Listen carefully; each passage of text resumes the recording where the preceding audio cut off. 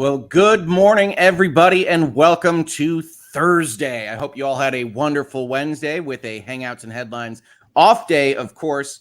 Although if you were hanging out with us on the channel at all, you saw it wasn't an off day for me as we did our deep dive part 2 of Elon Musk's countersuit against Twitter. We still have, if you can believe it, 130 pages to go for Twitter's answers to Elon Musk's countersuit. So I'm looking forward to diving deep into that with you. And we've got some video game videos and other things otherwise working out, including Microsoft answering Sony in Brazil for a number of pages that were translated. A lot of people got their ire up. Console warriors saying Xbox has shut down Sony and Sony is just whining about market share. If you're interested in any of those topics, we did 2 videos yesterday on what is ostensibly the day that I don't do videos.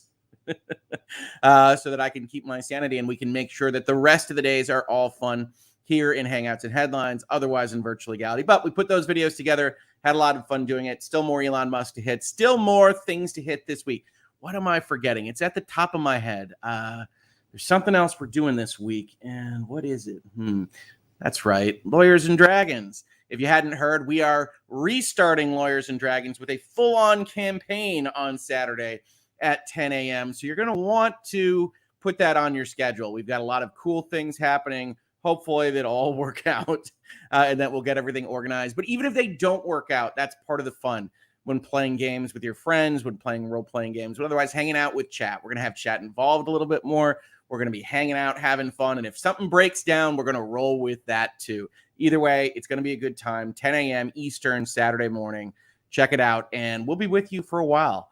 Because the campaign that I believe our GM David has planned is pretty long, pretty lengthy. I've put up the map that he's made on the Twitter if you're interested in that. And it's going to be a fantastic time. With that all said, let's say hi to some of you fine people this Thursday morning. Good morning from Largo, Florida. That's not Key Largo, right? As in the song. Is that distinct? Is Largo different from Key Largo? I have questions. I do love key lime pie. See, now I'm thinking about key lime pie and it's 7:30 in the morning on a Thursday. So good morning, Largo. And thank you for taking me down this pie road. So excited for Saturday. Hearts in your eyes. Thank you, B. I'm excited for Saturday too. We're going to have so much fun. Is everyone else's audio okay? That's always a good sign. Very much looking forward to that. Hopefully they're talking to me. I think people can hear me. But let me know if there's an issue or let Mrs. Hoeg Law know and she'll let me know and we'll have squeaky doors and everything else. Tiny Trifle says it's fine, honey. Maybe your hearing's going. Maybe we need to go to the doctor. I don't know. We'll get a hearing aid. I'm going to get in trouble for that one, folks. We've got other audio is fine.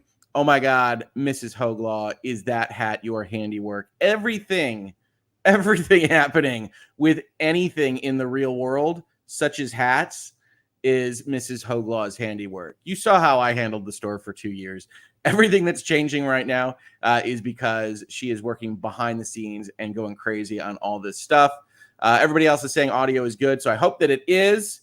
Mrs. Hoeg Law, if we need to change something on your computer configuration, just let me know. We'll figure it out. Maybe we'll do some live IT repair over here. Good morning from Fort Pierce, Florida. 2 Floridas, I see. Awesome. Good morning from New York.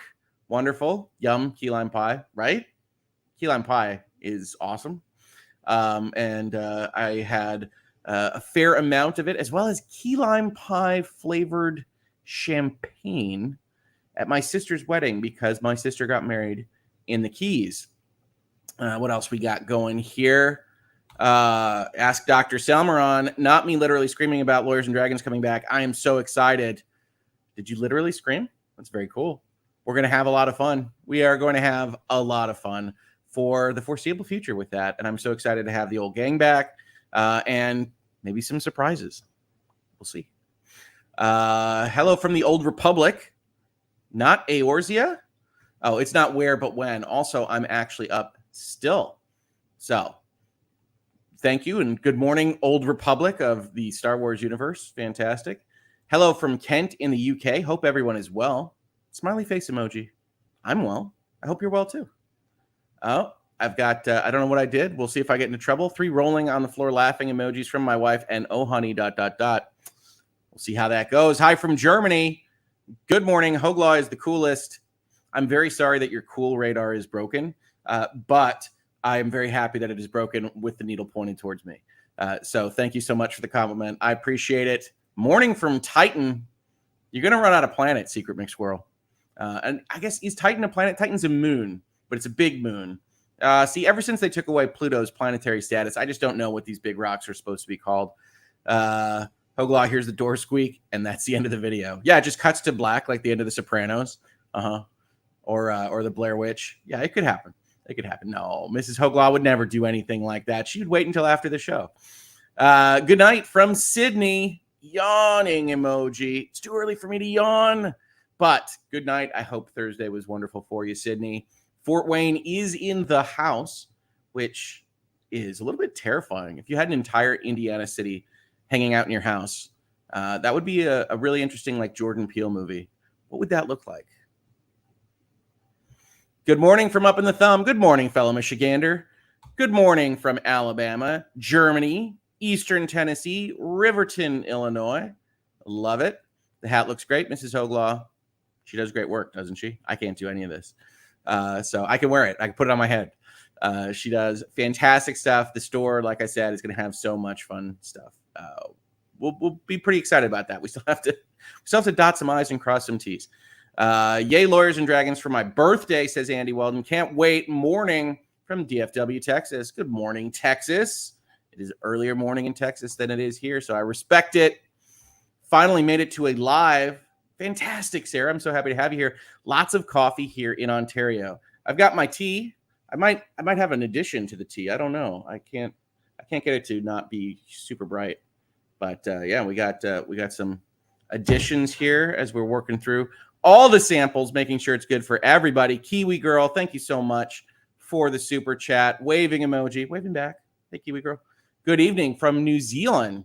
Well, good evening, New Zealand. We just got calls in from Titan and Star Wars, so it makes sense we get calls in from the Lord of the Rings, right? I hope you're having a great time in New Zealand. Ooh, I'm going to get this one wrong. Astrid, good morning from Erlangen, Germany. I'm sure I Americanized that, but good morning, Germany. That is awesome. Mrs. Hoeg Law says, don't forget to like today. I always forget to like my videos, but if you don't forget to like, that'll do a great thing for the channel. Key lime pie is the best. Fight me. Michigan cherry pie is pretty good. Apple pie I find to be a wildly different on depending on how the spicing is working. So apple pie is really hit or miss, but can be as good as the other pies, certainly. It's 5:30 a.m. here in Utah. I don't even know if that deserves a good morning or just like a really late good night. But good morning, Utah. Thank you for being with us this morning. I can't believe you're up, but I'm so happy that you are. Hi from San Antonio. Good morning from the land of our favorite Elvin lawyer. Oh, you're up north. Well, good morning from Canada. What else we have here? Ooh, the Lawyers and Dragons hat. Yes. Yeah, we decided to put that one on today. There was a discussion before the show, but we're having a lot of fun with it. I'm so ready for Saturday, says Half Blood Hella. Good morning from Eastern North Carolina. Today is my youngest second birthday cake emoji. That is awesome. You kept your youngest child alive for 2 years. I think that's worth celebrating. Not as easy as it looks on the outside if you haven't tried to keep a small person alive for a period of time. So congratulations to you. Congratulations to your child. Happy birthday here and Hangouts and Headlines. I'm so excited, and the map looks amazing. It does look cool, doesn't it? Gotta just take the party and go randomly off in various places. We'll see. I scream with pleasure during every D&D game. Well, that is a way to play D&D. So we'll see how that works out for you. Good morning to you. It's nearly midnight here in New Zealand, says Angels Lie to Keep Control. It's quite the name. Well, good evening then, New Zealand. Hey, from Madrid, key lime flavored champagne emoji, right? You would think that, but after you've had a little bit of it, then you just wind up having more. This is wedding style. But it was very interesting. That was, and I don't know how much it was actually flavored. It was kind of a sweet champagne, as much as it was just kind of the labeling and the marketing. But I remember it. I remember it from that wedding, which is like 6 years ago, give or take. So that was a lot of fun. What else we got here? Key lime daiquiris. Okay, interesting. Good morning from Brazil. I'm a student of game development and followed your channel since the earliest days of Epic versus Apple. Have a great day, Hoeg and Mrs. Hoeg. Well, thank you. That is awesome. I love to hear from people that are actually making these things. I have never been as technologically gifted enough to do those things myself. So I love helping my clients or just hearing from folks and emails. And there are so many people that are interested in game development that are going out there making games on their own and are being successful at it. And I think it's fantastic. So thank you for the kind words. Never will run out of planets. Space is big. That's fair, Secret McSquirrel, but aren't the names going to start getting to be like X013257? I'm not familiar with how far out our scientists have started to name planets or whether we can identify them in other solar systems, but I suppose you'll have enough just around Jupiter, right? Callista Nahog, they keep finding exoplanets. Secret will never run out. Fair enough. Totally fair. Titan is a moon, but a planet in Destiny 2. Well, it used to be in Destiny 2 before Bungie took it back, right? Don't worry about it. You paid for it. It'll come back, I'm sure, at some point in time. Good morning from Chile. Pluto is still a planet, at least to me. You're darn right. You know what? It's out there orbiting our sun. It doesn't know how big it is. It doesn't depend on others' acknowledgement in order to be a planet. We can respect Pluto. Put that on a shirt. Hello from Haarlem, the Netherlands. I don't know what to do with the double A. I apologize for that. Well, hello, Netherlands. Fantastic to see you here. Good morning from Ohio. This is some of my favorite stuff. I love chatting with people just about where everybody's from, how they're doing. How's everybody's Thursday doing? Did you miss me on Wednesday? Any news items come up on Wednesday that you wanted to talk about in this space? Love following up with people. We got so many more folks just saying hi. I got to skip through ahead a little bit because I'm so far behind, and we got to start this show up with some headlines eventually, especially if sometimes you see in the comments, people are like, why do you do that startup bit where you talk to people? And I don't know. To me, it's like that's part of this show. It's, yeah, we've got headlines, but Hangouts and Headlines is right in the title. And part of this is having a sense of community, just enjoying each other's company in the morning, seeing all the cool places that people are in, having a truly global experience with this kind of stuff is just fun. Hello from Indonesia. Big toothy grin emoji. That is awesome. And yeah, I'd love to read the emojis. Some people comment on that and leave me notes to say I shouldn't do that. This is fair. It's just who I am. I accept your criticism in the spirit in which it is given, but I'm not going to stop reading the emojis, right? Hi from Viborg, Denmark. Thanks for giving me something interesting to listen to at work. Well, fantastic. I'm glad that you can listen to us at work, and that's helping you out in your work day. I like to listen to things at work too. Hey, Hoeg, just joining today's live on my lunch in the UK. I hear it's lunchtime in the UK. Hopefully you're having a good one. Isn't Titan also an occupied location in the Expanse? Asks my wife. Maybe it's the kind of thing the Expanse would do. I don't remember all the places they are in the Expanse. Maybe chat can help you out. Against the Tide says, Mrs. Hoeg Law, I often quote the Gilmore Girls. You have no idea how often Mrs. Hoeg Law quotes the Gilmore Girls. Let me tell you. Secret McSquirrel with important notes of the day. We love Pluto because size doesn't matter. Thank you, Secret McSquirrel. I appreciate that. Dwarf planets are planets too. Size matters not. In Yoda speak for Pluto, absolutely. Luminous planets are we, not this crude Pluto matter. All sorts of stuff. Really excited for the Disney Plus info I've been wanting to discuss since I listened to the earnings call yesterday. So crazy. Well, I hope I can illuminate it a little bit. I'm sitting on the outside of this story as well as anybody else, but I'm constantly interested in following media enterprises on these things. Obviously, we just did a streaming video discussing streaming services earlier this week.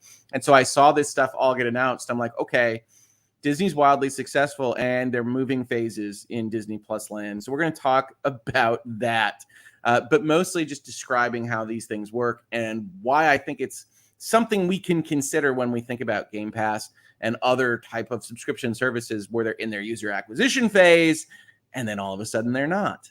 Especially in the volatile economy that we find ourselves in, it's a very interesting state of affairs for what is now the largest media company, I think, in the history of mankind. What else we go? We're here for that startup bit. Well, I think different people come for different reasons, right? For whatever reason, my channel has become this kind of bifurcated thing of like, well, you've got Virtual Legality and you got Hangouts and Headlines, so there's a split there. You've got Hangouts and Headlines within Hangouts and Headlines, so there's a split there. I think that kind of variety adds to everybody's day, but it's part of the reason why the channel can exist the way it does. Is if I was just doing the same thing over and over and over again, and every part of every show was the same or the same cadence or the same tone, I don't think I could get up to do it. And I don't think you would want to hear me try to do that. So I've got Virtual Legalities when I want to go through 127 pages of Elon Musk documents. And that's a lot of fun. And we've got Hangouts to just chat with you all about where you're from, what you're interested in, what stories you want to see. For instance, Sally B's eating Raisin Bran. Absolutely. Kellogg's, of course. Michigan company. Very cool. Raisin Bran, 2 scoops, 100%. And you get these kind of fun conversations and discussions where we can just be human beings and we don't have to be super professionals, or we don't have to be whatever it is that we are at work or whatever it is we are in our daily lives, and we can just chill out. Right. And so that's the Hangouts portion. Headlines, we have a lot of interesting conversations. I still do what I do analytically, critically read through these media articles. Sometimes they're more serious than others. Disney Plus raising its prices isn't going to kill anyone. There aren't any international relationships at issue here. At least not from where we're sitting. There might be with studios and things, but it's not anything that is going to change everybody's lives at a fundamental level. Sometimes it's good to go and look at those headlines too, because they still explain how our world works, and we can still have fun talking to those issues. Good morning from Brazil. A lot of Brazil on the channel of late, since they are the ones that are publicizing the responses to the Microsoft times Activision comments and requests. So that's a lot of fun. Emily Aaron says the Hangout even comes first in the title, even though I say it wrong about half the time. People know what they're getting, in my opinion. Absolutely. Oh, I won't change things just because of comments, although I still respect it. You want to leave a comment that says, hey, I think you do that too long, or hey, I think this is a problem with the way you do that, or this could be improved, or have you thought about this? I take all of those under advisement because sometimes there's real gems there. I listen to everything. I don't change everything just because somebody says something, and I won't be changing Hangouts anytime soon, but absolutely. I don't know what I don't know. I'm a person. And now we're a team because Mrs. Hoeg Law has taken up the reins of virtually everything else behind the scenes, but we're still just people. And you guys are 500 strong right now in this morning. And so when you tell us something, we can look at that and say, hey, maybe that's a great idea and we can change something up. So thank you. I think that's awesome. I'm going to get this wrong. I apologize. Sianya, I just want to subscribe to one streaming service. Guess I'm going to have to start hopping like the Hoeg family does. Yeah, we turn them on and off. The switches are easy enough that we turn them on and off. And yeah, there's only so much that you can watch. Mrs. Hoeg Law says, Lucky's being amazing. I must have missed that in the chat. I did. Lucky, thank you so much. Gifting 5 more Hoeg Law memberships. It's so cool to look at the chat and see all the little stars. We're actually going to change those stars, I think, pretty soon to custom membership icons here on the channel. We get to everything. It just takes us a little while. But so many of those stars in the chat, that's because of obviously people that are directly subscribing and becoming members of the channel, but also folks like Lucky and Hempland, Texas, and others that are making so many of these memberships available to everybody. And welcome new members. We've got emojis. Do check them out. Mrs. Hoeg Law was putting those together, and I think we're probably at the level where we can make 5 more. So let us know what kind of emojis you'd like to see to express yourself in the way that the Hoeg Law channel provides. I'm not in chat. I'm on the video. So do help us understand what could be useful to you there. Thank you, Lucky. Absolutely. And I think we're almost, we're not caught up. We're not caught up at all. I'm so far behind. Are you kidding me? I'll never be caught up ever. So let's see. We did have a super chat here I saw from Tim Reggs. I find it very irritating that every streaming company price hikes the United States, Australia, and the UK constantly to fund sub acquisition in other countries at cutthroat rates. That's a fair point. Yes, you go and you dive into the places where you think that money can be sustained in order to go and drive user acquisition in the markets where you don't think it can be sustained. Now, some of that is because of natural, the wealth of nations, to quote Adam Smith, and that makes sense at certain respects. But yes, it can feel a little bit pressing when Netflix upgrades its price for the 3rd time in 3 years, or Disney does its first kind of big shift move into really taking advantage of this giant user base that they created by that kind of cutthroat pricing to start out with. Kiwi Girl, speaking of streaming services, thanks for the heads up about Sandman. I'm loving it. I really loved Sandman. And so if you haven't checked it out, it's a fantastic series from Netflix. There might be things you don't like about it. There might be episodes that you don't like. It's kind of anthological in that way, but it is well worth your time, in my opinion. It is kind of singular in its imagination for what we're seeing right now. So a lot of fun there. What else we got? I wear the star like a proud Girl Scouts badge. I don't know which star, but absolutely fantastic. Happy smiley face. What else we got here? Cross the 500 mark. Let's see when the bots hit. Yeah, we usually have kind of easing in the morning. It goes from like 100 in the pre-show area to 200-300 pretty quickly. We kind of climb up to an 800 to 1,000 as the show gets on. It's a lot of fun. I love to see that people kind of waking up, getting into Hangouts and headlines, and we're talking about either nonsense like we are right now, or we're talking about the headlines, which also can be nonsense. And having a good time. No notification, says Kathy O'Toole. YouTube systems are completely broken. And we're going to work behind the scenes to get some other notification methods up to you all, especially now that I'm doing kind of random live shows. I did a live virtual legality yesterday. We're just going to try to get another notification system for anybody that would be interested because, well, we can't trust YouTube to notify you any of these things, especially this summer, but just in general. Sandman is great. I love Sandman. So good so far. I've actually started watching it on a second run through. I just really love it. Might do a postmortem still, just kind of trying to find the time. I've already done however many videos I've done this week. So got to figure that out. Thanks for the feedback on Sandman. I really enjoy it. Secret McSquirrel threatening the bots that would try to come in and challenge our safe space here. Bots versus Squirrel. Now, that sounds like a card game. Robots versus squirrels, I think you could make as a game of some kind. That would be fun. Love the hat. I love the hat too. It's all thanks to my wife. YouTube notifications have been really bad for a few weeks now. They aren't working at all, as best I can tell. Everything that I hear from people says that they don't work. Law and Lumber is most definitely a bot. I don't know if he's here this morning, but yeah, we all know he's a bot. I mean, that's pretty self-evident. That's top of the line, singularity adjacent video that you see from him when he makes his commentaries, but he's so obviously not a real person. And this was identified by the people that are commenting on his comments online. So, more power to them that they identified it, but clearly a bot. Sandman is great. Gaming's a favorite at our house. Fantastic. And yeah, all right. So let's talk about, oh my God. Let's talk about Kurt. Kurt, what are you doing here, man? I saw you in the chat. I said I was on my way, man. Oh, did you? The chat goes so fast, I can never really read it so well if it's going at Mach speed. Well, good morning. Well, it's a nice problem to have. That's because you are the best, Richard. People love you as they should. You are the greatest. You know what? I accept chats of both directions. So people can love or people can hate. It's A-okay, but we can have good constructive conversations either way. How you been, man? I am great. Has your audience taken a close look at their subscribe button, though? Is their subscribe button red? If so, the subscribe button is red because it's angry, and it's angry with you. You have displeased the subscribe button. But not to fear, my friends. By merely clicking that red, angry subscribe button, it will become a gray, integrated, peaceful, at one with itself subscribe button. What we all wish to achieve.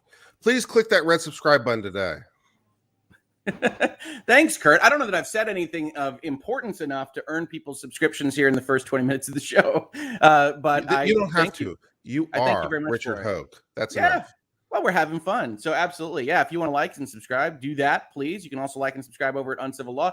And I got a Post-it note from co-counsel here that only says the word Splatoon and an exclamation point. So I'm just going to say Splatoon 3. Which had a 30-minute direct yesterday where me and my daughter got to watch all the cool things they have planned for Splatoon. And I think her favorite and most excited part is that you're going to get to make and customize your own locker. And if there's anything that my daughter loves, it is like interior design and Happy Homemaker and Animal Crossing and making your own locker. And they showed all sorts of things. You can have a box of fish if you like, a record player, only shoes. Whatever it is that makes your locker, she's very excited about that. So if you didn't see that, half an hour, you can check it out. Splatoon 3 Direct from Nintendo yesterday.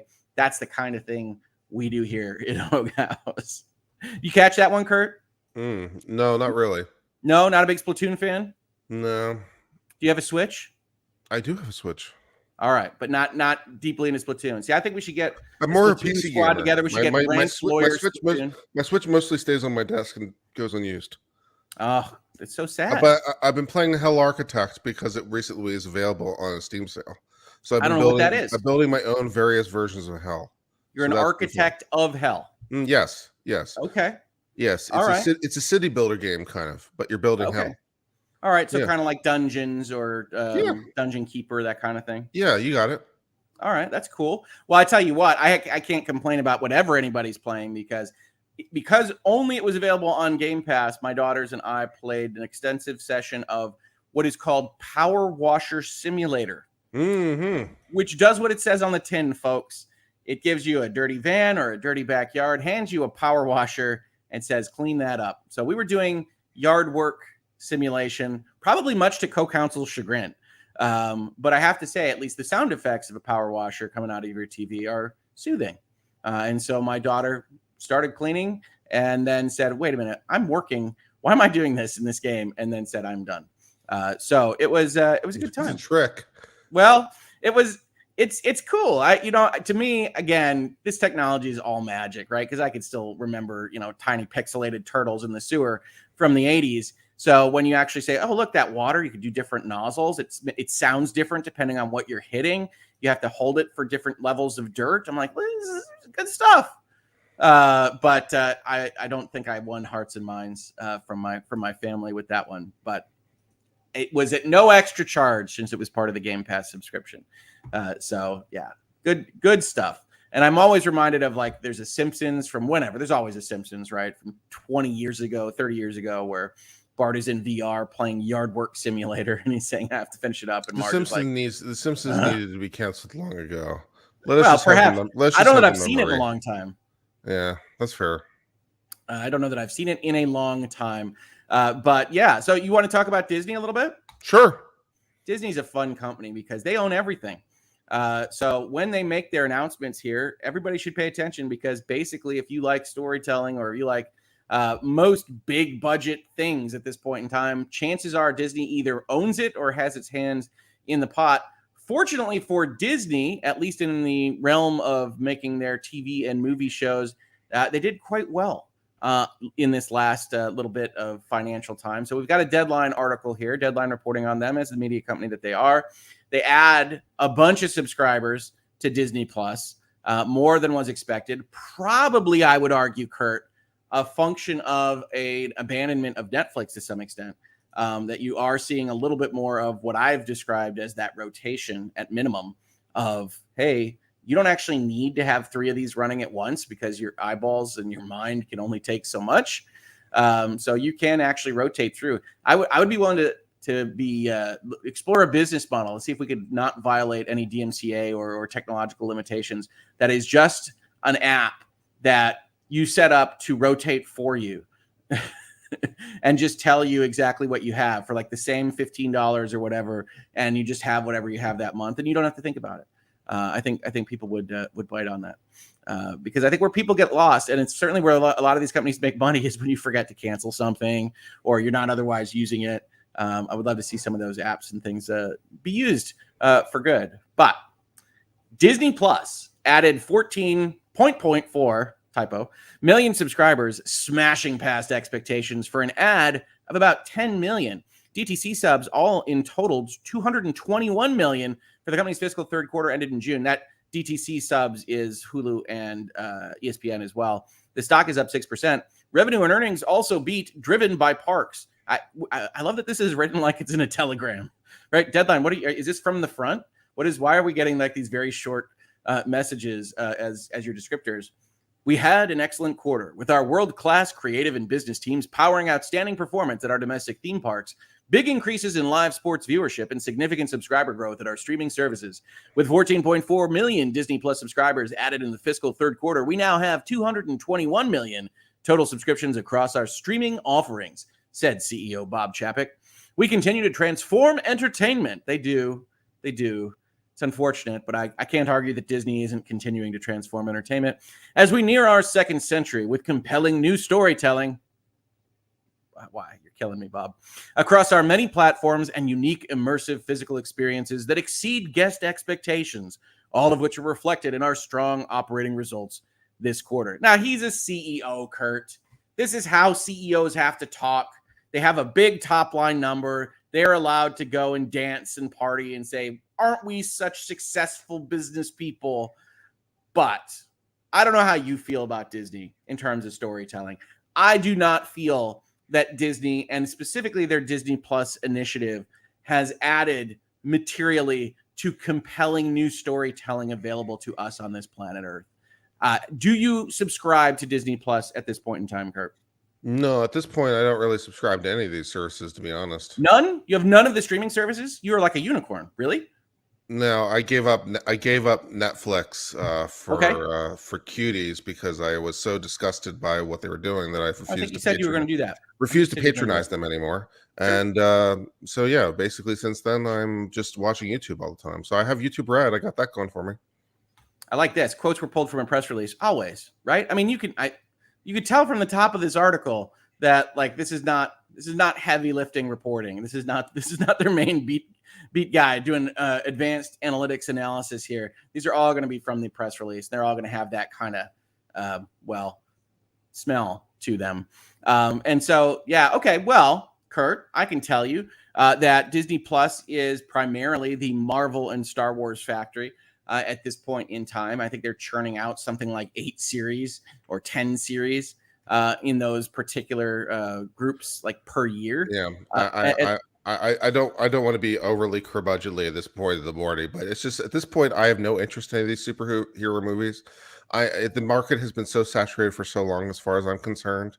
I gave up being interested in superhero movies long ago at this point because there's just so many of them. Well, look, I don't want to force you into overly curmudgeonly early in the morning, Kurt. I won't do that. I can take the reins on that when we're talking about Disney Plus. That is not a problem. No problem. Right? If you go look at naive summer child Hoeg when Disney Plus launches and I say, look at this, we're going to have The Mandalorian, we're going to have WandaVision, Loki, Falcon and the Winter Soldier. This is going to be fantastic. We're going to have the creative minds that can put these stuff out more often with something like movie level approaches to their production design. And it's going to be fantastic. And then like one of those memes on the internet, you just see all those things come out and they just hit me in the head like a brick and a brick and a brick and a brick. And we're at a point in time where it's like, well, I don't know. Andor comes out next month. Hopefully it doesn't ruin anything. And it's like that trailer looks good. The Andor trailer looks good, but you have to show me something at this point, Disney Plus. And yet, what are they competing against? You want to talk about, market share. They can just take a movie from Fox like Prey, put it on Hulu, declare it to be their biggest movie ever. And what are you really going to compete against? They're Disney. They own everything. And so they can crow about this. The parks are making money for them again. The parks, of course, were closed for a significant period of time, which does depress the stock price and the Disney valuation a little bit. And now that they're open, everything's a little bit grander, a little bit happier over in Disneyland. But that doesn't make Bob Chapek a good CEO. Maybe we'll talk about Bob some. Revenue jumped 26%. That's good. It's a good jump to $21.5 billion. Diluted EPS, earnings per share to folks, excluded certain items, rose to $1.09 from 80 cents, both beating the street. That's Wall Street. I don't know why we're writing this like we have some kind of shortage of letters. Disney lumps its sprawling media business into two main categories. The bigger from a revenue standpoint, media and entertainment, saw sales grow from about 11% to $14 billion. Operating income dropped 32% to $1.38 billion. Linear networks revenue and profit rose. Cable advertising rose. Broadcast advertising fell. Affiliate revenue was up for both. So what do you see here? You see that Disney's doing just fine. Disney's selling its media, but not in the ways that it really used to sell, right? We don't have, and this is evident to everybody that's engaged with this kind of stuff at all, we don't have the same kind of uptake on the old media channels that we used to have. Right. So Disney isn't seeing its massive growth with ABC. It's seeing it elsewhere. And that's what is happening here. Direct to consumer bundled in here saw revenue gain 19%, but losses ballooned to over $1 billion. The reading due to higher programming, production, technology, and marketing costs. We're just spending too much money making us all that good content. Higher subscription revenue came from more subs and higher prices. We'll get to that. Costs were also higher at Hulu and ESPN Plus. Content sales, licensing, and other revenue where theatrical lives rose 26%, but swung to a loss of $27 million from $132 million the year before. So as it turns out, they're still navigating the pandemic and figuring out how theatrical releases should be paid for. Distribution was driven by Doctor Strange and the Multiverse of Madness. Releases for the quarter also included Lightyear and Bob's Burger Movie. You gotta love it when the release says. We also put out some other stuff. Lightyear, I think one of Pixar's bigger flops, if I'm recalling correctly, just came out on Disney Plus. It's not awful. It's fine. It's woke. Well, I don't know about that, but it is kind of boring. It doesn't appear to have a lot going on within it. And I think it has Waika Waititi. This is totally not the way you say it. Taika Waititi. I reversed his name there, Kurt. But I think I'm very sick of hearing him in voice roles. So I think he's in that movie as well. Or if it isn't, it's a very similar New Zealand sounding person. In Disney parks, experiences, and products, revenue surged 70% to nearly $7.4 billion. People want out of their houses, and they're finding that in Disney parks. Operating income of $2.1 billion surged from $356 million. Yep, that's a good difference. Domestic parks drove the numbers higher. Guests are spending more per capita on tickets, foods, and hotels, boosted in part by the fact that they're not charging for FastPass. Oh, I'm sorry, that's not what it says. By new services like Genie Plus Lightning Lane, translated because they're now charging for FastPass. Comps were still easier year on year as Disneyland Resort wasn't open for the full 3 months last year, and Disney World was at its reduced capacity. So, yeah, some of this is illusory. Some of this is smoke and mirrors. If you don't, I mean, FastPass has an interesting history with it because everything they try with FastPass just winds up being a problem. It's because they do things that make sense, at least on paper, and then when you actually try to apply them in the real world, it doesn't really work in terms of get people through the lines faster. It's like anything they try, people complain about. Have you been a regular attendee at Disney parks, Kurt? I haven't been a regular attendee. I've been to Disney World several times, though. I was just curious, honestly. I agree with you. I actually have a fun story about that because one time on a school field trip, I got to go underground and on Disney World, where they like the tunnels where like all the mechanics and stuff are of it, and I find that stuff wicked cool. So that's interesting. No, it's awesome. The underground stuff is awesome. I took my wife on a Keys to the Kingdom tour, which does that kind of thing. Goes through there, and you see the costume rooms, and you go through some of the tunnels. It's a pretty remarkable piece of engineering, Disney World. It is very remarkable. So that's a lot of fun. We do have some people commenting on this. Here we got Brett talking about Lightyear. What does Brett have to say? Brett says the fact they put Pixar's name on Lightyear is a travesty. I mean, I think Pixar made it, so I think they have to get their name on it.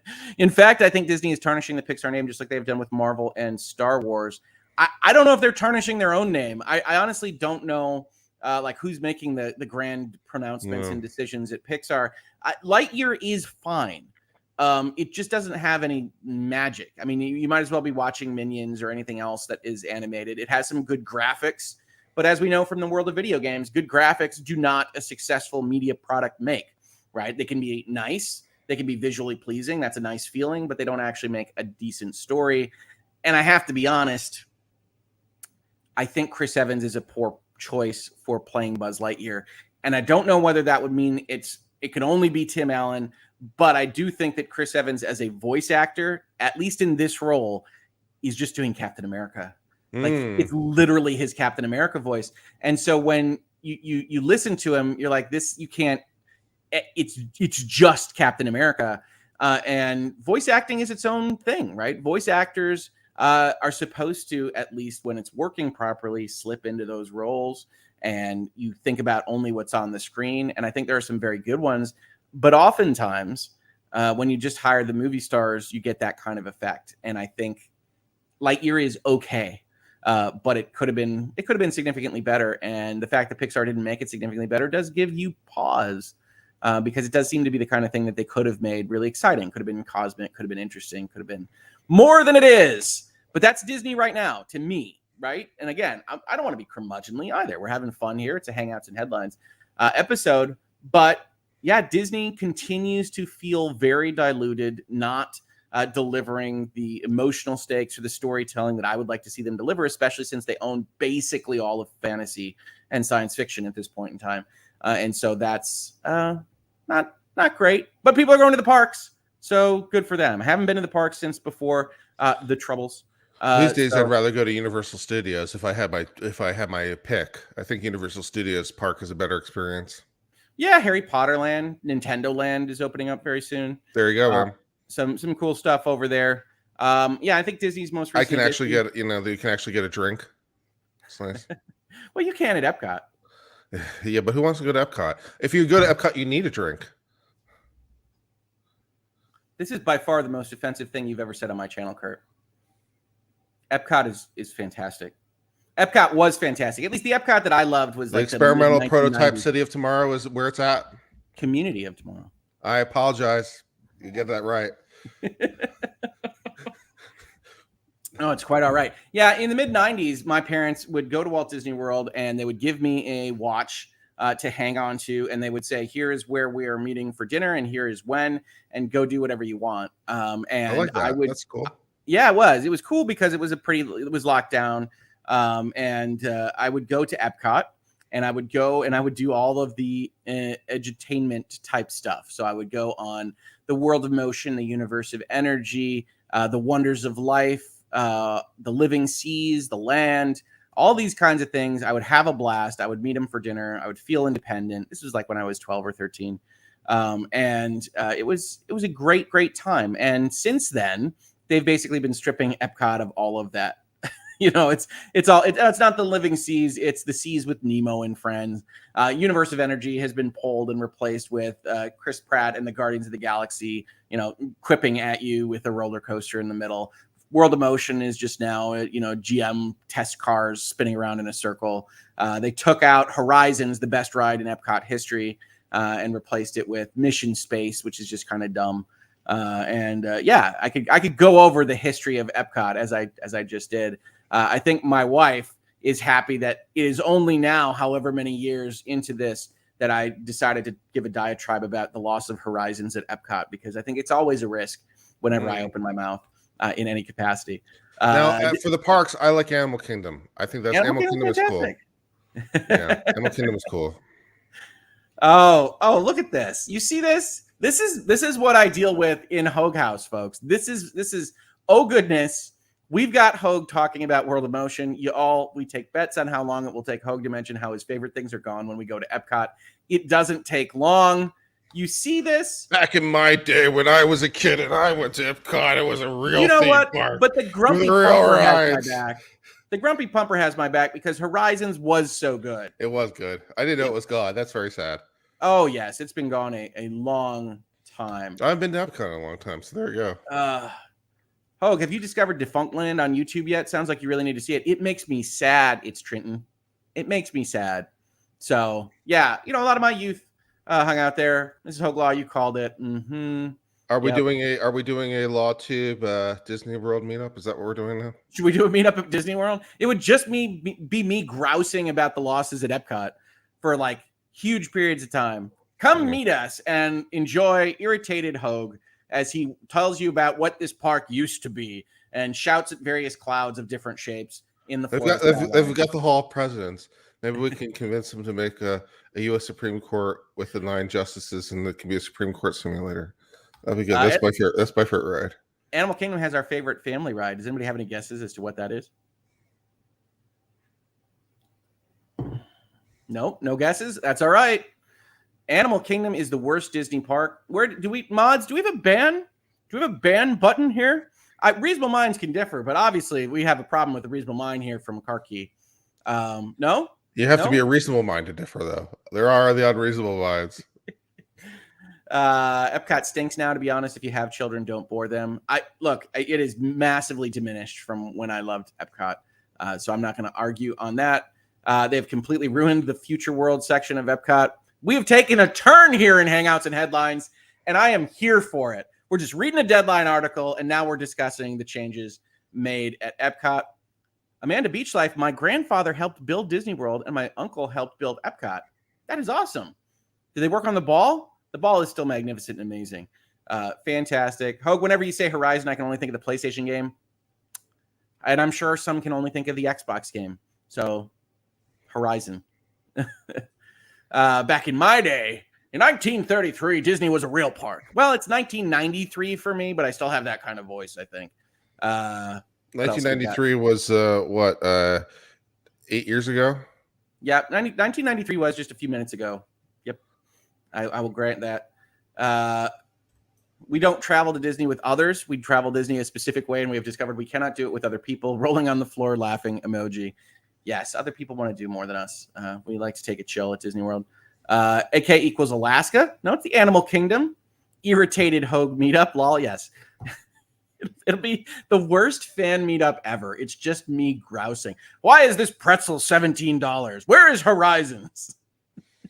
be a good time for everybody. Just sit outside the park with a boycott. Bring back Horizons. Bring back Horizons. Well, my wife really does have we go on the trip. So how long is it going to take for him to say Horizons? She says, this has gotten ugly. I think it's gotten fun. Thursdays, faux casual Thursdays here in the middle of this article. I should have known this was going to happen with this particular crew, but we're having a good time, right? That's good right. Start to a Thursday, That's or a right. good middle of a Thursday, or good end of a Thursday, depending on your time zone. Either way, a lot of stuff. Okay, but the worst change in Disneyland is removing the Tower of Terror, changing it to that Guardians of the Galaxy ride in Old Hollywood at the park opposite from Tomorrowland. They don't care. Whatever theming and show used to be, they're just slapping their mascots and the brands that they can sell and whatever ride. We're going to go on a diatribe here. Somebody's going to clip this out and be like 2 minutes on Hoeg complaining about the state of the Disney parks. But you are absolutely right. You could not be more right, Cheap Emotes, that they just took the Tower of Terror, they strapped some Lego pieces on the side and called it futuristic Guardians of the Galaxy stuff, and they don't care. They don't care. Absolutely. Well said. I'm so lost. I've never been to a theme park in my life unless Six Flags Great America counts. It does. It does absolutely count. Okay, so there's theme parks, and then there's like what do you call like a roller coaster park? It's like Great America is like that concrete Cedar Point-esque like roller coasters. Is that still a theme? I have questions on this. I think there's another name for it. Maybe chat. Amusement park. Amusement park, definitely. It certainly counts as I went to some place to go and be entertained by giant metal monstrosities, but it isn't trying to sell you a place and time, right? So, but Great America is awesome. Yep, spent much of my youth at Great America. Got scared to death about one of those really slow-moving, like visual observation things that goes on one of the needles at Great America because my family took me on it when I was very young. So didn't much care for that. Poor Mrs. Hoeg. Oh yeah. You think it's all butterflies and unicorns and rainbows living with me. I have things that I have to say when we're on Disney trip and whatnot. You don't know the half of it. Yeah. I want the Hoeg meetup with Grumpy Hoeg. We all do. We crave it. I'm grumpy a lot when we're doing theme park vacations. I hate all theme parks. As I get motion sick quickly, not fun. Yeah. As I've gotten older, that kicks in more. I used to be able to do like Star Tours like 20 times in a row. And I tried to do that with my daughter the last time we were there. And it went poorly. Oh my God, they killed the Tower of Terror. Shameful. Only in California. They didn't kill it in Florida. This has gotten out of hand, honey. Oh my gosh. You have wandered off track.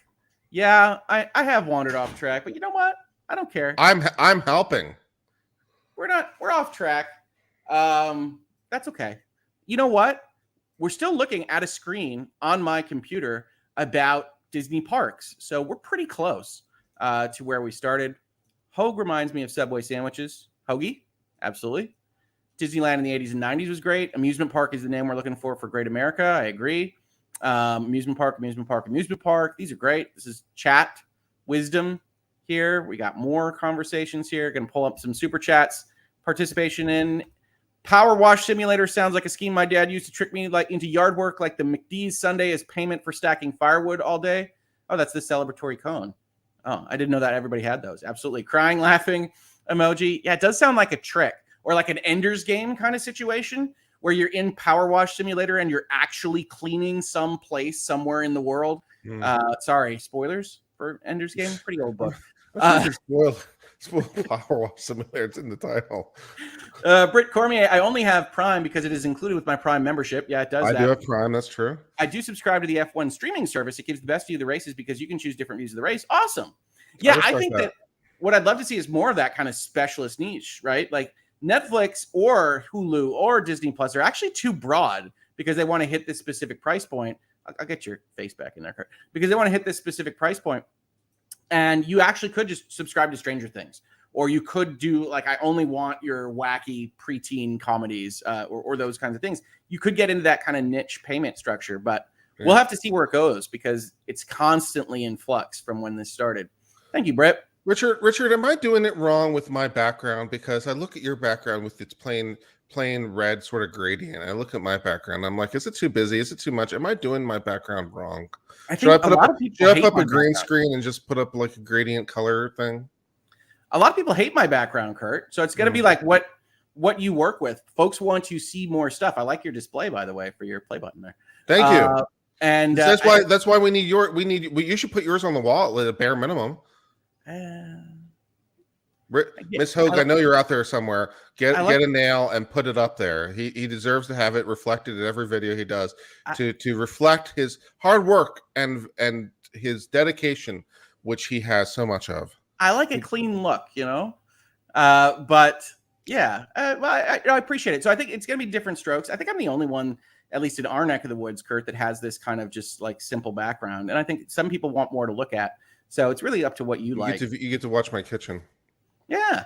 Mara M, you mean Bob Cheapskate? He has ruined Disney. I do think he is a financial guy, a bean counter at Disney, and that we are in a dark age of Disney like we were in the 80s in terms of the content they are producing. And I would love to see a Disney renaissance because I have liked Disney in the past, but I do think you probably need to change the top. I also think he's going to get an extension, or he already has gotten an extension. So get excited. Britt Cormier, Disney was started with a vision of creativity, and it was amazing. However, it has lived long enough to be the villain. Yeah, it goes in waves. If you go into the 80s of Disney, they had a dark period, and then they popped back up in the 90s, and then they were strong for a long period of time. The MCU kept them up, buying Marvel, obviously, but yeah, they're not outputting awesome stuff right now, I don't think. Tim Riggs, Disney parks used to have great minds. They called Imagineers. They still call them that. Now the parks are run by the woke equivalent of commissars. I really don't think it's a political notion that is happening with respect to the parks. I think it is a bean counting financial notion, which is why would we make something that stands on its own, like Haunted Mansion or Pirates of the Caribbean or whatever, when we could put Lilo and Stitch in it, when we could slap Pinocchio or whatever else we're trying to sell in that, when we could add Chris Pratt's face to every single ride that we do in any of these parks, because we can otherwise make more money for us. So that's what I see in what they're doing so far. But reasonable minds can differ on these things, of course. Myra M, it's all Cheapskate's fault. He's cutting everything. I mean, we did see that with the Star Wars land, and we're seeing that with their Star Wars hotel. I would love to see the bottom line on that thing. How many people could possibly be paying for that $5,000 for 2 nights Star Wars hotel? I have questions. Yes. Did you not know about this, Kurt? My only real question is, what am I getting for my $5,000? You're getting like an interactive role-playing experience. I highly recommend checking out the YouTube videos on this. I'm going to pull this up behind. Am I getting $5,000 worth of value? No, I don't think you're getting remotely close to that. But I mean, value is subjective, right? This is true. Let's see if I can pull this up behind the scenes here. You don't know about the Galactic Star Cruiser. And I just got a COVID warning. I don't think I can get COVID from my internet. Who knows? So let's see if I can bring this up for you. By the way, I have yet to compliment your fantastic hat. I am not familiar with this thing, Lawyers and Dragons. I've never heard of it. What is Lawyers and Dragons? Kurt. Is it something that is... What is it? How can I find out more about it? Yes, well, we're doing our campaign is starting the Trees of Eternity on Saturday morning at 10 a.m. And we're going to have... Trees of Eternity, you say? The Trees of Eternity. And what is that? Oh, I don't know. I don't get told in advance what exactly the story is, but it's a campaign of Dungeons and Dragons played by lawyers on YouTube. And what day and time and what channels can I find that on? You can find it on my channel, Kurt, and you can find it at 10 a.m. on Saturday, August 13th, and then proceeding it's mostly weekly from there with surprises, and we're gonna have a great time. 10 a.m. on Saturday. I'm going to tune in. You should too. I love it. This is great. This is the infomercial. Wait, it slices, dices, and juliennes? It's fantastic. No, I appreciate it. Yeah, I want to pull this up. So this is the Galactic Star Cruiser. We will be back. Super chat comment. I want to make sure we grab everything here as we go. This is the Galactic Star Cruiser, right? You can see these people are very stoked to be looking at this screen up and to their left. And that screen is not giving me $5,000 worth of happy fun time feel. Not yet. No. There's more. Yeah. And so, this is how you'll look, especially if you have a professional photographer. You see it, feel it, live it. You're going to be hanging out in like a Star Wars, it looks kind of like a shopping mall. And you'll be playing mini games and Sabak and going through adventures. Which primarily go through like your cell phone, and it's not your cell phone. I think is the food included? Specific cell phones. It is included in your $5,000. You don't have to pay extra. Drinks are not included though. That's disappointing. Yeah, so it's not open bar time at this. This is like a big 3D screen. So they could at least give me shelf liquor for free. So there's like a session that you have where like you'll have a specific time and you will go and you will learn how to like defend the bridge. This is just so this is the concrete parking lot in which you of course ascend into the stars, and I think that's it. Do we have any other pages here? It's not the world's fastest loading website here, so apologies for the big ring. But yeah, no, the big thing is that it is hugely expensive. So it's premised around being like, you want to go halvesies? I still don't think it's worth it at halvesies, Kurt. I still don't think it's worth it. You and me, Richard, it'll be experience. We can make a vlog about it. That'll be great. Oh, okay, all right. So we're gonna spin it out into YouTube content. Yeah, now it's a business expense. Okay, all right. That's yeah. Rick and Kurt review the Galactic Star Cruiser. Rick and Kurt go to Disneyland and write it off on their taxes. The fun. What amazing content. Yeah. Yeah. So you can see here, obviously Star Wars, everybody wears Henleys, and looks like they're in an Abercrombie ad. So yeah, for two guests, $4,800 for 2 nights. I don't know what to tell you. So I'm really interested. Like, how successful is this thing? I also forgot to add, right? So it's got this, the storyline is set in the Disney sequel trilogy. So it's not Darth Vader, it's not any Skywalkers, unless you count Rey. It's not any of that. It's all First Order stuff. So I think that's probably also presenting them with at least a problem in sales pitch. But we'll see. Who knows? I would love to know more about that. And I doubt Deadline's going to give it to me. Yeah, it's funny. It's a funny thing because you can see how they got to deciding on it. Like Star Wars, one of the biggest media enterprises, intellectual properties on Earth, but how they otherwise did it wrong. Here we got David from Lawyers and Dragons, literal space tic-tac-toe on that Galactic Star Cruiser. Looks cool, but not $5,000, rolling on their face, laughing. Yeah, exactly. Rick and Kurt, Halsey and Boogaloo. David, you know the name of the ship, so you're one step ahead of us on these kinds of things. Don't they sell a $5,000 mixed drink on that cruise? Do they? Hey, if you're gonna soak the rich, you might as well soak the rich, right? If you got them on board for $4,800 for 2 nights, sell them a $5,000 mixed drink. Who knows what they'll buy, right? If you go to Disney World, I think one of the things in their storefront is like a giant gilded golden diamond encrusted version of Cinderella's castle. Excellent.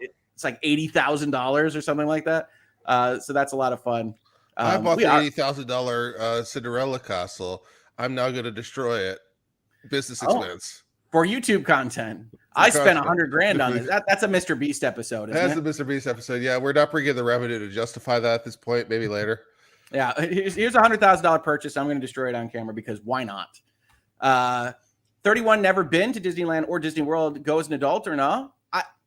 They are incredible feats of engineering. They are very fun.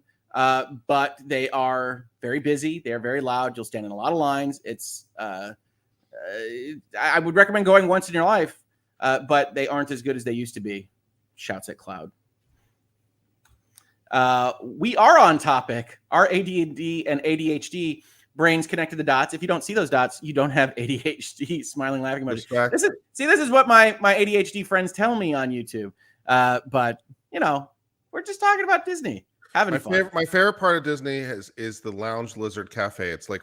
It's literally a lizard who plays lounge lizard music at a cafe. It's at Disney World. It's called like Ray's or something because it's outer space. Oh, Ray's Outer Space Cafe. Just and chilling he's a literal lounge lizard. It's my fave. Hey, I love it. Off track? Not at all. That's just your ADHD colleague's positive influence showing. How to enjoy the scenic route to a topic. Eyes closed, laughing emoji. Love to see it, hearts. Maybe it's all rubbing off on me. It's not ADHD. It's lateral. It's not ADHD. It's lateral thinking. Gary Harvey, welcome to YouTube membership. Thank you, everybody that's a YouTube member here. I love to see it. I love to see all the stars. You guys are fantastic support for everybody. Final Fantasy 14 Vieira. Shill Kurt is awesome, Kurt. Every Kurt's awesome, Kurt. Thank you for shilling for the channel, Kurt. I really appreciate it. And for shilling for Lawyers and Dragons. We're going to have a great time. Joe Tracy, is the Star Wars hotel like a Westworld type thing? If it were, I probably would pay that. Like full-on sentient robots? No, it's live action role-playing. So, again, there is also a place where like your value is going to wildly differ, right? Because it's going to depend on who the actor is. It's going to depend on what your fellow hotel people are doing. And I got to tell you, I don't trust other people to either stay in role or otherwise make the experience enjoyable for people other than themselves. So you've got all sorts of variables in this entire experience. I'm not saying it's impossible to be awesome, but it's difficult. It's hard to see. That $5,000 is for like your whole crew. In this case, it's 2 people. I think it goes up to like 6 or what. I put down that page, but it goes up as you add people to who is sitting in your cruise venue. Now, interestingly, of course, you're not on a boat. There's not a cruise, so it's all like videos as windows. So you're actually in kind of like a closed-off, windowless cement box. But different strokes. Oh yeah, see, it's also 100% self-contained. You cannot see the outside world again until you return to Earth. They actually have a room that is like supposed to be the simulator for the areas of what amounts to Florida, which is an open air room so that you don't like completely die and get claustrophobic in there. But yeah, you're not going to be spending a lot of time in there. You're not going to be seeing a lot of it.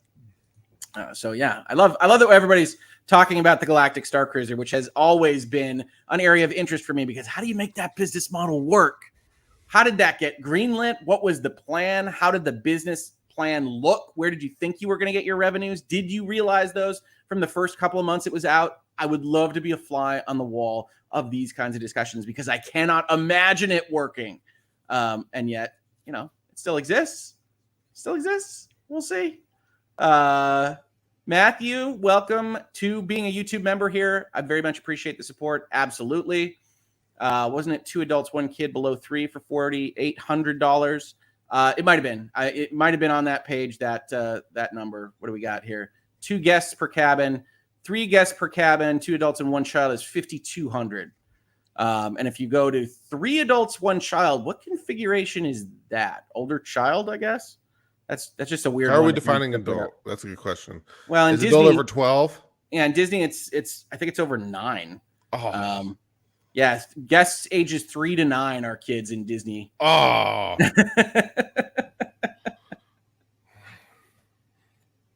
So I guess 3 adults is realistically, I guess if I were to try to roll in there, I'm 4 adults. I can guarantee you that my kids are not going to get their money's worth out of the dining, which is where you have to try to go grab that money back. So that doesn't make a ton of sense to me. So this isn't even covering 4 adults. So this says $6,000 because they don't want to show you what 4 adults looks like, which is more than $6,000. And yeah, hey, if you have to ask, yeah, if you have to ask, you can't afford the Galactic Star Cruiser. Go make more money. Cosmic Rays Starlight Lounge is the name given to the place that you like. Cosmic Rays. Pumper. That's right. But imagine this: Big Brother filmed on the Galactic Star Cruiser. I would watch that. I'm not going to lie. I will watch your crappy reality TV show as presented as a competition on the Galactic Star Cruiser. Disney has all of this possibility with this setup. It's a $5,000 claustrophobic LARP. Indeed, you have described the Galactic Star Cruiser. It is a LARP, and you are dependent on other people engaging in that LARP with you. Watch Lawyers and Dragons. So yeah, it's going to be interesting. Just wanted to say good morning from the Colorado replay crew. Now rewinding. I'm like halfway through one of the articles here, so there's not a ton more in terms of substance. I'd restart watching Big Brother for that. Yeah, I would watch it. Absolutely. Disney redefining the age of an adult is a bit strange. Oh, given their current issues. Yeah. Well, they've had 9-year-olds be the end of children for. Now, for what other purposes are they defining 9-year-olds? Kurt, don't you start with me on my channel this morning. We're staying out of it. So yeah, they've had 9 years old as the place where you have to buy adult tickets for their theme parks for forever. Yeah, it's a little young in my opinion for that, but that's been the same. So it's no surprise that it's that way on the Galactic Star Cruiser. What else do we got here? Disneyland Paris is growing. Shanghai was only open for 3 days. Cruise ships are back. Chapek and the CFO touched on the loss of India Premier League cricket. I think we can skip that paragraph, but interesting. Chapek's contract was recently renewed through 2024. I knew I heard that. Eliminating some uncertainty around leadership, but ratcheting up pressure for him to guide Disney forward smoothly after serious PR missteps in a complicated economic, political, and media landscape. Now that sentence is doing some work, folks. A series of PR missteps. Yeah, Disney's had some issues. The broader view of streaming has shifted as Netflix woes shook Wall Street into looking way more closely at streaming, namely at very high cost of content and an uncertain path to growth and profitability. The newly minted Warner Brothers CEO David Zaslav, which we talked about just recently in this space, was clear that WBD, that's Discovery at the end of that WB, is not about overpaying and overspending to drive subscriber growth at any cost, a mantra that is catching on. Yes, that should yield very high quality programming for those of us that care about this in the long run. We'll see what Discovery does with HBO Max and the content that they provide. We'll see what Disney does. But we do know that regardless of whether they spend the money on the content, they'll be taking the money out of our pockets. Because at the same time that they announced this, and really the impetus behind doing this video at all, because I always find this stuff fascinating, Disney is raising prices. Disney's raising prices across its universe of Disney-supported streaming services, and they're pretty significant hikes. Disney has announced that it's raising the price of Disney Plus to $11 a month. We're not going to fall for this 99-cent stuff. Up from its current price of $8 a month. For you guys doing math at home, that's a big percentage. It's a big hike. That's 3 out of 8. It's like 37%, Kurt. Am I somewhere in the ballpark there, lawyer math? All right. See, you don't challenge lawyers to do lawyer math live. It's something like 37%, I think. It's 3 out of 8. Halfway between 25 and 50, right? So it's 75 divided by 2, 37. You got it right. Hey. All right. Yeah. The move comes as the company is looking to restructure its pricing options, which will soon include an $8 per month ad-supported tier. So for those of you keeping track at home, that's just a little bit of a discount for taking ads at whatever level Disney chooses to shovel them at you. I don't know. We'll see. So they've created this multiple tier approach. Nothing is ever simple anymore. They have essentially announced that they have exited their user acquisition phase. And I've talked about this a lot with respect to Game Pass. I've talked a lot about it with respect to technology in general. But what we see now as the most common model is that you price something as low as you possibly can, that you can stomach the losses in order to get the subscriber base high enough that you feel that you're not going to lose too many of them when you turn the switch.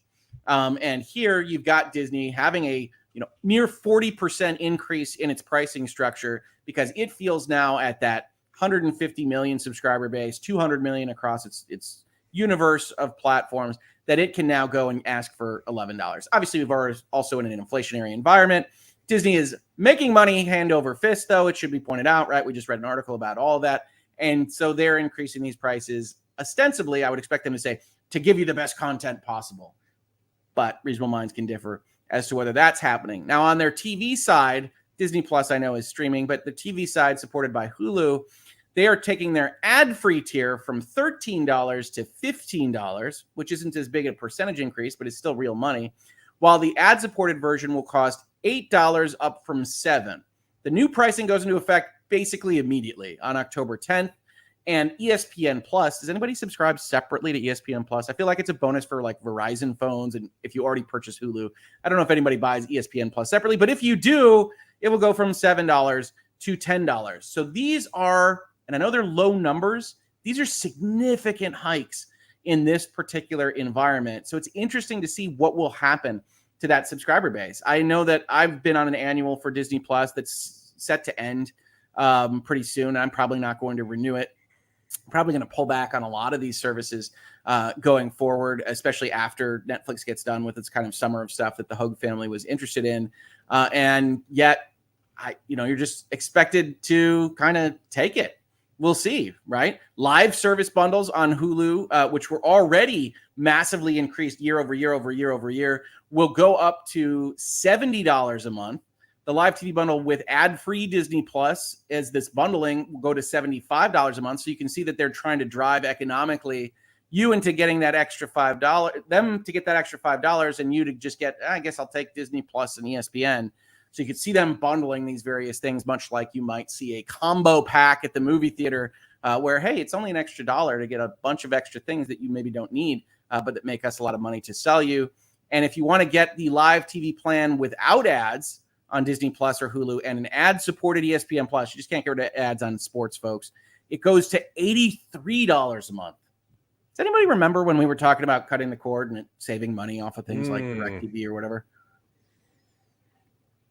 $83 a month for what amounts to TV. By the way, a lot of sports, folks, if you don't know, you can see with a digital antenna. You just hook it up to your TV and you put it out the window and it comes in looking like HDTV. I don't know how many people know this, but like digital antennas, still over the air broadcast. That's true. Digital antennas work really well for especially if you're just interested in like local sports. And I don't feel like a lot of people know that. And you can get a box that actually connects to like one digital antenna and sends it out to all your other TVs. I mean, like you can do some stuff with the wiring in your house. Check it out if you're interested in those kinds of things, or at least don't ignore it. But yeah, this is a big hike. Last quarter, Disney reported adding 8 million new subscribers to Disney Plus. Around the same time, Netflix announced a decrease in its subscribers. Now it says it's added 14.4 million customers to Disney Plus to reach 152,221. We just saw those. However, at the same time, its direct-to-consumer division, which includes the streaming units, lost more money than previous years. You don't really want to see that, right? Huge growths in your subscriber base, losing more money because they were in the user acquisition phase. So what is the real cost of providing the value that Disney Plus actually provides? We don't know. We know that they know that it's more than what they've currently been charging, but can they actually sustain these higher numbers? That is an open question. We remain confident that Disney Plus will achieve profitability in fiscal 2024. So they think there's still a ways yet. And that's part of the interesting notion of these streaming services, right? You talk about barriers to entry and whatnot. Disney is basically sitting here and saying that they need hundreds of millions of subscribers at prices that are higher than they currently charge in order to get to profitability, in order to make more money than they spend or they lose in actually operating this thing. And that's wild. Like, this is all built on a house of cards that if people just decided they didn't want this content anymore, would never be profitable. And that's what Netflix is facing right now, right? They have 1 million subscribers leaving this quarter. They have 200,000 leaving last quarter. They don't know when that's going to end. And they essentially need all those subscribers to make their market work at all. That's why you see them advancing into video games. But it's really, really interesting to me because we don't know how this ends. There's a lot of industries we can look at where you say, all right, this is the way these things tend to go. And we can talk about these things. This is interesting because we don't know where the streaming balance point lives. We don't know if Disney Plus is the ultimate winner. We don't know if combining these various things is the ultimate winner. We don't know if people can sustain $90 just to watch live TV. So it's very interesting to follow. And then they have an update in addition to a price that they got wrong earlier. So that's ultimately, before we went on our long journey into discussing Disney World rides and whatnot, what I wanted to talk with you all about today. Do you subscribe to these services? Did you see any of this happen as it was announced during their financials? Do you think you want to continue on at those prices? Are you going to start rotating like some people do, like we do here, or otherwise just saying, screw that, that's too expensive? Or do you think it's a perfectly viable, value-driven thing when you see numbers that say, hey, Disney's still losing money, even at the price that they're using here? So they can't be expected to lose money forever. So I have to at least work with them on that. Like, what do you think about these things, chat? What do you think about these things as we kind of sail into our landing place for Hangouts and Headlines today? That Sarah says it's about a 15% increase for Hulu. Sounds about right. It was definitely smaller than what we were seeing for Disney Plus, but it's still a significant increase in this environment on a luxury good. So it'll be interesting to see whether or not they have any issue maintaining subscribership there. I didn't get a notification yet about the Disney Plus pricing, like an email. You almost certainly will. I've rotated my streaming channels for years. Probably we might rotate. Too many sports are only on cable channels. Yep, that's been happening time and again. And yeah, that's preventing you from using that kind of over-the-air antenna approach to these things. I rotate, but honestly, I have almost no time for streaming. I haven't subbed to the main ones in more than a year. Yeah, and your savings have only gone up, right? Because as that price goes up, you're making more money by not having subscribed to these services. We tend to buy the season of shows off of Amazon that we want to see rather than pay monthly. Makes sense. And you don't have the risk of losing those, at least not in connection with your ending a subscription to one of those services. I think it's one of the reasons that Netflix doesn't make those as available on streaming anymore. I have the Disney bundle because it's included in my Verizon plan. I wouldn't have had it if I had to pay for it. I think there's a lot of that. That's also kind of screwing the subscriber numbers up, right? Because you got it packaged with something else that you actually cared about, and that counts as one of their numbers so that they can report it in this fashion and they can make their investors happy. I didn't get anything from Disney Plus yet, but I pay mine yearly, so it'll be up in November, right? And they might tell you at that point. We have lost our FOMO, the fear of missing out. Yeah, just rotate, whatever. People will talk about the shows online. Chances are they're not going to be great anyway from what we've seen of things like Disney content. I think it's hard. Zaslav is right. Streaming is undervalued, but much of the content is not great. Yeah, much of it is trash. They have a content problem, not a pricing problem. I certainly think that's the case with Disney Plus. I'm a big documentary watcher, and I can get a lot on YouTube for free. That's right. Access here to Virtual Legality is free. Not really a documentary series, but we do talk about things. You can entertain yourselves with me and not pay me $80 a month. Although if you want to pay $80 a month, I'm not going to stop you, just for the record. Not from the US. Not sure if the price will increase here. I've canceled all my streaming services since I start law school next week. And I'm sorry, I have a frog in my throat. That is fantastic, Stephanie in law. Good luck with law school. One of my favorite times. Enjoy learning about all this stuff. I think you'll have a great time with it if you like this stuff at all. Britt Cormier, I do not subscribe to any of these because they do not produce things I like to watch. I will stick with my $80 a season for F1, which gives me exactly what I want when I want it. Been on Netflix for a few years. Should have probably stopped a while ago given how much I use it. Not super interested in Disney Plus, to be honest. Here's Don Leinart. I signed up for the 3-year plan pre-Disney Plus launch. Just checked, and it shows my first annual plan renewal comes up in November for $70. Hope that's true. I suspect it's not. I suspect they're going to change that on you. But yeah, well, good. You got that early adopter. Get in early, get the cheap stuff while they're trying to acquire those user numbers so that they can report them to the investors and then reevaluate. That always makes sense. The early user acquisition phase is always undervalued at these companies at this point. I'm going to start rotating, but Disney is a go-to for me because I love Marvel and Disney movies. Well, your profile image checks out, right? That is the multiverse of madness on your profile image. So absolutely, if one of these services is got exactly what you want to see, then that is going to have a higher value for you than somebody that isn't looking just for that. Paying you $80 a month would be a discount, says Britt. You know, it probably would, Britt. And thank you so much for the support of the channel. I really do appreciate it. I prefer books or video games. It's hard for me to focus on a screen without something to do with my hands. Yep. Screen watching is definitely more passive entertainment. I mix them up depending on where my brain is at any given moment in time. Entertain yourselves with me was not on my Hoeg bingo card today. Rolling on the floor laughing emoji. I have all sorts of stuff that wasn't on the bingo card today. As a parent of a toddler, Disney Plus is 100% worth it currently. Laughing emoji. Husband watches UFC on ESPN weekly as well, so having the bundle is worth it for us. See, that's good to know. Absolutely. We're watching Bluey on Disney Plus. We love Bluey. I think I've mentioned that in almost every episode at this point. Don Leinart, the best sub value is YouTube Premium. Get no ads and YouTube's music. Well, absolutely.